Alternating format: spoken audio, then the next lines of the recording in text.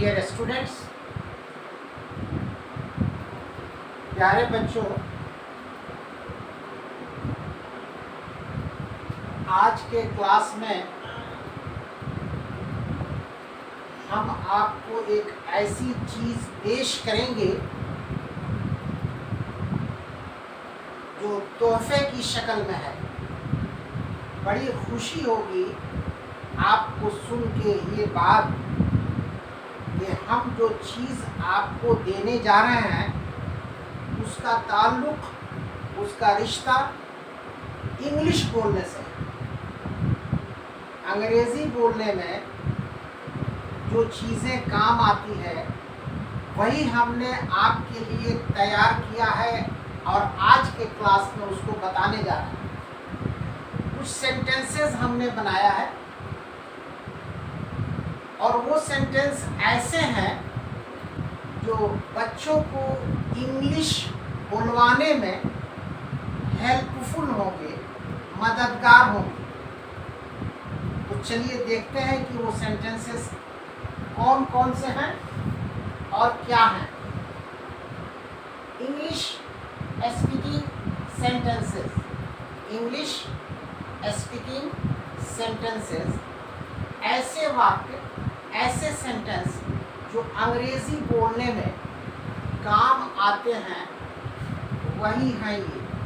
बड़ी मेहनत करके हमने आपके लिए इकट्ठा किया है, ये सोच कर बच्चों कि ऐसा सेंटेंस हम आपको पेश करें, आपको दें जो अंग्रेज़ी बोलने में आपकी मदद कर सके।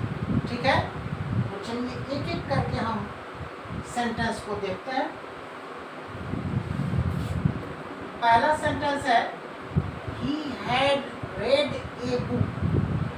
फर्स्ट है पहला, he had read a book। इसकी हिंदी है वह एक पुस्तक पढ़ा था। और ये सेंटेंस अफर्मेटिव सेंटेंस है, करेक्ट। सेकंड है 2 number, had he read a book। इसकी हिंदी है क्या वह एक पुस्तक पढ़ा था। और ये सेंटेंस इंटेरोगेटिव सेंटेंस है, ठीक है। थर्ड में है तीसरा number, had he not read a book। had he not read a book। इसकी हिंदी है क्या वह एक पुस्तक नहीं पढ़ा था। और ये सेंटेंस इंटरोगेटिव सेंटेंस है प्लस निगेटिव सेंटेंस है, दोनों है। अब 4 में देखिए 4 number, he had not read a book। he had not read a book। इसकी हिंदी है वह एक पुस्तक नहीं पढ़ा था। वह एक पुस्तक नहीं पढ़ा था, ये हिंदी है he had not read a book थी। और ये सेंटेंस निगेटिव सेंटेंस है, ठीक है। 5 देखिए 5 number, when had he read a book। when had he read a book। इसकी हिंदी है वह एक पुस्तक कब पढ़ा था। और ये सेंटेंस WH सेंटेंस है, सही है। 6 है 6 number, when had he not read a book। when had he not read a book। और इसकी हिंदी है वह एक पुस्तक कब नहीं पढ़ा था। और ये sentence WH sentence plus negative sentence है। तो these are 6 sentences for you for enhancing your English power। These are the sentences for you for enhancing your English power। English power का मतलब अंग्रेज़ी बोलने की कैपेसिटी को ये बढ़ा देगा। शर्त ये है कि अब ये जो सेंटेंस हमने दिया है इसको घर में आप 5 बार, 10 बार, 20 बार, 25 बार, 50 बार सुबह शाम इसकी प्रैक्टिस की। घर में आपको रेगुलर प्रैक्टिस करना होगा। He had read a book. Had he read a book? Had he not read a book? He had not read a book. When had he read a book? When had he not read a book? Hindi के साथ, इसकी Hindi meaning के साथ आपको घर में regular practice करना होगा। इंशाअल्लाह आपको अंग्रेजी आ जाएगी। अंग्रेजी डिफिकल्ट नहीं है। इंग्लिश बोलने के लिए जो चीज़ें दरकार होती हैं वो असल में बच्चों को नहीं मिल पाती, ठीक है। जो शिक्षा सामग्री है अंग्रेजी की वो चाहिए। राइटिंग पावर को डेवलप करने के लिए और स्पीकिंग पावर को डेवलप करने के लिए ये दो पावर है, राइटिंग स्किल और स्पीकिंग स्किल, दो स्किल्स हैं। ये दोनों को डेवलप करने के लिए जो रिक्वायर्ड चीज़ें हैं, जो ज़रूरत की चीज़ें हैं, वो विद्यार्थियों को मिलना बहुत ज़रूरी है। तो इंग्लिश बोलने के लिए क्या क्या चीज़ें चाहिए उसको तो समझना आपके लिए बहुत ज़रूरी है। जब तक आप सेंटेंसेस की मीनिंग नहीं जानिएगा, सेंटेंस को नहीं जानिएगा, तब तक अंग्रेजी बोलिएगा, करेक्ट नहीं बोलिएगा और तेज़ नहीं बोलिएगा। और आपको दोनों बोलने की ख्वाहिश है। मुझे पता है कि आप चाहते हैं कि अंग्रेज़ी खूब बढ़िया बोले, शुद्ध बोले और तेज़ बोले, और ऐसी बोले कि दूसरे देख के सुन के खुश हो जाएं। आपको ऐसे ही चाहिए। तो इस तरह की इंग्लिश बोलने के लिए बच्चों हमारे बताए हुए रास्ते पर आपको चलना पड़ेगा।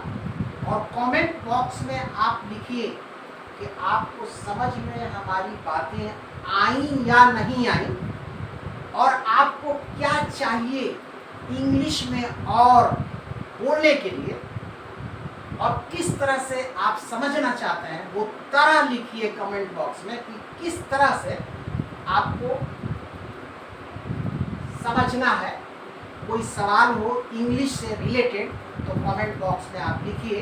हम कोशिश करेंगे कि अपने अगले वीडियो में आपके सवाल का जवाब हम दे दें, लेकिन आपको लिखना पड़ेगा कमेंट बॉक्स में कि हम यहाँ समझे, यहाँ नहीं समझे, या इंग्लिश बोलने के लिए और भी कोई चीज़ है।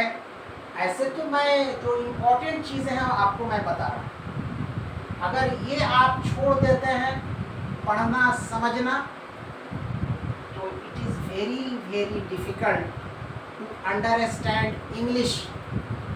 Neither you can write nor you speak, या यू कैन स्पीक। ना आप बोल सकते हैं ना लिख सकते हैं। जब तक जो बुनियादी चीज़ें हैं, जो फाउंडेशन इंग्लिश की है, उसको आप नहीं समझेंगे। तो कमेंट में लिखिए आप कि आप कहाँ समझ रहे हैं, कहाँ नहीं समझ रहे हैं, और आप किस तरह की इंग्लिश बोलना चाहते हैं, ठीक है। इंग्लिश की बहुत फील्ड है। ऑफिस में जाइएगा अंग्रेज़ी बोलना है, वहाँ ऑफिशियल से बात करना है।